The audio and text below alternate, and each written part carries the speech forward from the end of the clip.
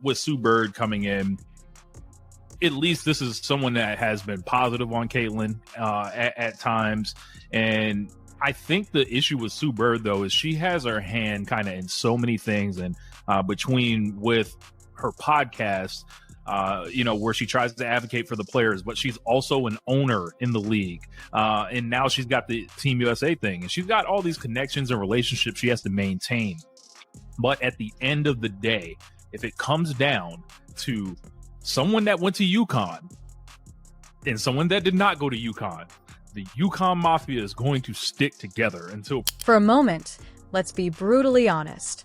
The biggest preventable, entirely self-inflicted disaster in women's basketball history has been orchestrated by Team USA.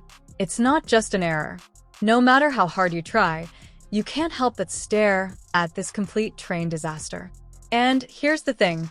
Caitlin Clark, the biggest and most influential name in the entire sport, is without a doubt the main character in all of this. She has reportedly set an uncrossable line in the sand, telling the authorities that she would just leave the squad if they tried to make her give up her legendary 17 at Team USA training camp. On December 24th, news broke that Caitlin Clark will be taking a part in the training, which that's what we talked about at the beginning of the video. Now, this right here this came out this came out on the 24th. So these are the numbers, man. So head on over to Twitter and check this out real quick.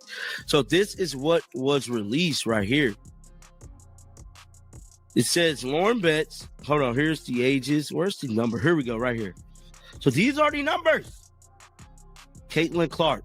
Let me blow this all the way up, man. I want to blow this all the way up so y'all can see this. So as y'all can see here, man, how did Caitlin Clark number will be changed? So who's wearing 22? Or if you guys remember, Michael Jordan wore number 45 in the Olympics. Caitlin, because it don't look like no one's wearing number 22. It don't look like no one's wearing number 22. No one appears to be wearing number 22. In the midst of this catastrophe, the renowned Sue Bird is apparently frantically trying to clean up the massive mess she created on her own. But let's be honest, it's possible that the harm is already irrevocable. With every hour that goes by, this whole debate gets worse, and the long-term effects of this one choice might drastically and irreversibly change the sports landscape. I had to give this to you now. Please let me know exactly where you stand on this by leaving a comment below. Would you be prepared to give up the amazing, once-in-a-lifetime opportunity to represent your nation on a jersey? Or do you think Caitlin is exaggerating the circumstances? Since it's becoming increasingly obvious that Team USA is attempting to coerce Caitlin Clark into changing her infamous number 22 to almost anything else, I sincerely want to hear both sides of this debate.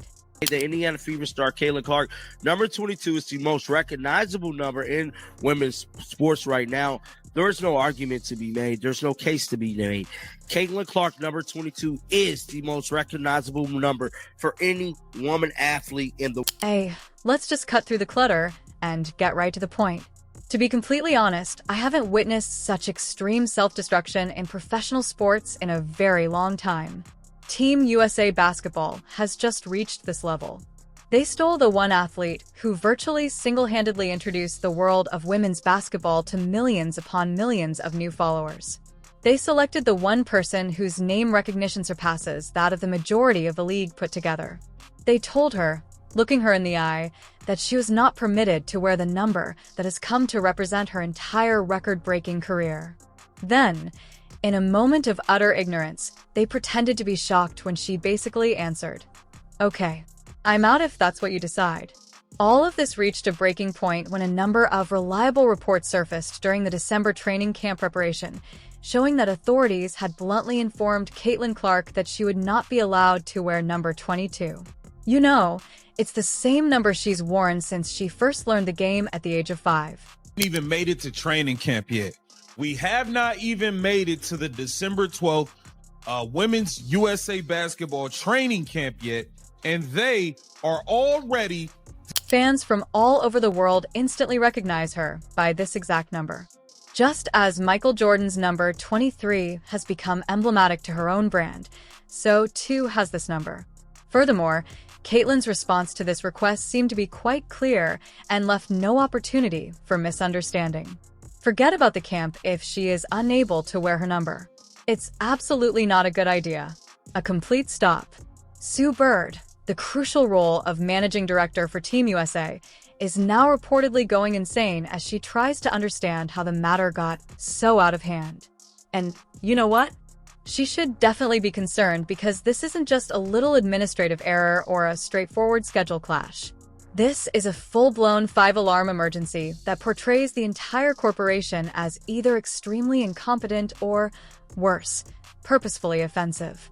And trust me when I say that neither of those looks good when you're attempting to keep your reputation as the world's best women's basketball program. It appears that Kane Clark is being forced by Team USA to switch from her notorious 22 number to a new one. This is the portion of the narrative that makes the entire episode so incredibly absurd, guys. 22. It wasn't even taken. It wasn't worn by anyone else at the training camp. It was just waiting for its rightful owner to claim it while it was totally available and unused. Take a moment to consider that. They didn't have to make Caitlyn switch numbers in order to honor a veteran or settle a disagreement with another player. They had an option, and they made the conscious decision to invent this whole issue. This could have been a simple logistical problem, but that particular decision turns it into something that feels and appears deliberately planned. It is a move intended to put Caitlyn in her proper place and has all the characteristics of a power play. And trust me when I say that none of the fans, the public, or the media are in favor of it. There is no way that the timing of this mess could be worse. Just a few days before Team USA's crucial training camp in North Carolina, which was set to start in December, the entire scandal broke out. This camp was meant to be a lavish celebration with other up-and-coming superstars like Guji Watkin and Paige Buers. It was created especially to be a festival honoring the amazing skills of the upcoming generation. An impressive demonstration of American basketball's ongoing supremacy throughout the world. Rather, it became the setting for one of the strangest and most unnecessary arguments in recent sports history because of this one perplexing choice. And it's all because Caitlyn Clark, the most well-known player in women's basketball, had to have her identity taken away for no apparent reason by someone in the chain of command.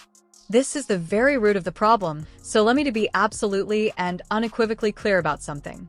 In all of women's sports at the moment, Caitlyn Clark's number 22 is unquestionably the most recognizable.